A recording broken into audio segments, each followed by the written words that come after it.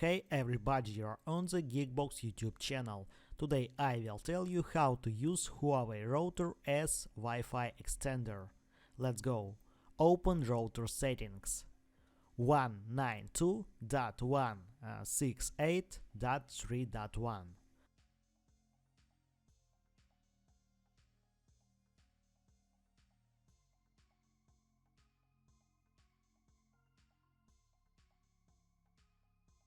Enter admin password.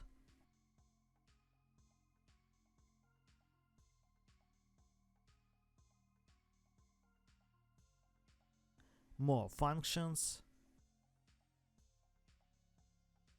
Wi-Fi settings. Wi-Fi repeater. Turn on.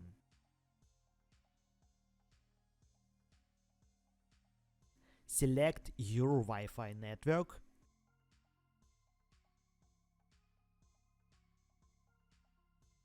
Enter Wi-Fi password. Next.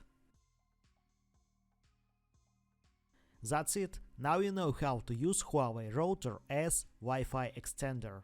If I've helped you, please like and subscribe to the channel. Good luck and see you soon.